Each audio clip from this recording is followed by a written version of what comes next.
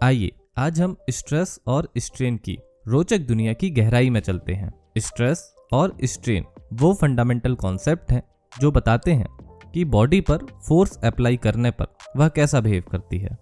तो पहले हम स्ट्रेस को समझते हैं। हम एक बार को कंसीडर करते हैं जो कई छोटे छोटे पार्टिकल से मिलकर बनी है, और जब इस बार पर इक्वल एंड अपोजिट फोर्स लगाया जाता है जो इस बार को खींचने की कोशिश करता है, जिससे बार में इंटरनल रेजिस्टिंग फोर्स डेवलप होता है। अब क्योंकि यह इंटरनल फोर्स इस बार का हर एक पार्टिकल एक्सपीरियंस करता है, इसलिए इस इंटरनल फोर्स को हम बार के सारे क्रॉस सेक्शनल एरिया में डिस्ट्रीब्यूटेड मानते हैं, जिसे हम पर यूनिट एरिया पर मेजर करते हैं, जिसे स्ट्रेस कहा जाता है। और स्ट्रेस को डिनोट किया जाता है सिग्मा से। तो stress is the measure of internal force per unit area which describes the distribution of internal force within a body। इसका मतलब स्ट्रेस वह फिजिकल क्वांटिटी है जो बॉडी में इंटरनल फोर्स के डिस्ट्रीब्यूशन को बताती है। स्ट्रेस को कैलकुलेट कैसे करते हैं? देखिए, यदि किसी बार पर F फोर्स लग रहा है तो इस F फोर्स के कारण बार के क्रॉस सेक्शन में इंटरनल रेजिस्टिंग फोर्स डेवलप हो जाएगा, और हम मानकर चलते हैं कि बॉडी का क्रॉस सेक्शनल एरिया A है। तो स्ट्रेस क्या होगा? स्ट्रेस होगा resisting force upon cross sectional area. अब इक्विलिब्रियम के कारण यह रेजिस्टिंग फोर्स लगाए गए एक्सटर्नल फोर्स के ही बराबर होता है। तो कैलकुलेशन के लिए हम स्ट्रेस को लिख सकते हैं sigma is equal to F upon ए।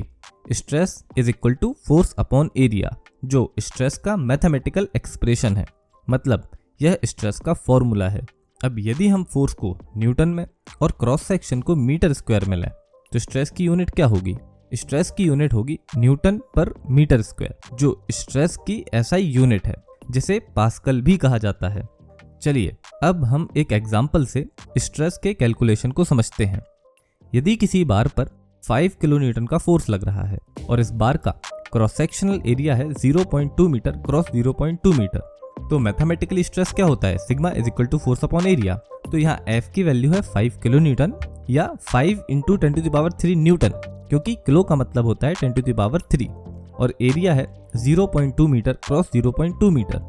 तो इस इक्वेशन में हम F और A की वैल्यू को पुट करेंगे, और इक्वेशन को सॉल्व करने पर स्ट्रेस की वैल्यू आएगी 125,000 न्यूटन पर मीटर स्क्वायर, जिसे पास्कल भी कहा जा सकता है, या इसे 125 किलो पास्कल या 0.125 मेगा पास्कल भी कह सकते हैं, क्योंकि किलो का मतलब होता है 10⁻³ और मेगा का मतलब होता है 10⁻6। अब हम इस सरफेस को देखते हैं जो हॉरिजॉन्टल से कुछ इंक्लिनेशन पे है। अब यदि इस सरफेस पर वेट रखा जाए तो यह वेट इस सरफेस पर फोर्स लगाएगा। अब इस फोर्स के दो कंपोनेंट इस सरफेस पर एक्ट करेंगे। एक कंपोनेंट सरफेस के नॉर्मल डायरेक्शन में और दूसरा कंपोनेंट सरफेस के पैरेलल या टेंजेंशियल डायरेक्शन में एक्ट करेगा। अब जो फोर्स नॉर्मल डायरेक्शन में एक्ट करता है उसे नॉर्मल फोर्स, और जो फोर्स टेंजेंशियल डायरेक्शन में एक्ट करता है उसे टेंजेंशियल या शियर फोर्स कहा जाता है। अब देखिए, एरिया तो एक है पर फोर्स दो है। अब यह दो फोर्स दो अलग अलग स्ट्रेस को डेवलप करेंगे। तो पहले टाइप का स्ट्रेस होगा normal force upon this cross sectional area, जिसे नॉर्मल स्ट्रेस कहा जाता है, और दूसरे टाइप का स्ट्रेस होगा tangential force upon this cross sectional area, जिसे टेंजेंशियल स्ट्रेस या शियर स्ट्रेस कहा जाता है। तो अभी आपने दो टाइप के स्ट्रेस को समझा, एक नॉर्मल स्ट्रेस और दूसरा shear stress. Normal stress normal force के कारण डेवलप होता है और शियर स्ट्रेस शियर फोर्स के कारण।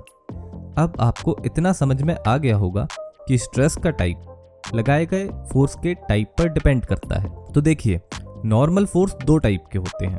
एक वो जो बॉडी को खींचने का प्रयास करते हैं, बॉडी को एलोंगेट करते हैं, और वो जो बॉडी को कंप्रेस करते हैं। अब जो फोर्स बॉडी को एलोंगेट करते हैं उसे टेंसाइल फोर्स, और जो फोर्स बॉडी को कंप्रेस करते हैं उसे कंप्रेसिव फोर्स कहा जाता है। तो अब टेंसाइल फोर्स के कारण डेवलप हुए स्ट्रेस को हम क्या कहेंगे? जी हाँ, टेंसाइल स्ट्रेस। और कंप्रेसिव फोर्स के कारण डेवलप हुए स्ट्रेस को कंप्रेसिव स्ट्रेस कहा जाता है।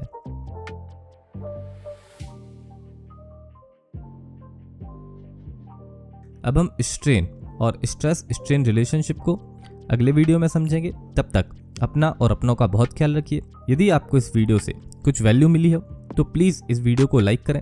आपके लाइक से हमें मोटिवेशन मिलता है इसी तरीके के और वीडियो को बनाने का। धन्यवाद।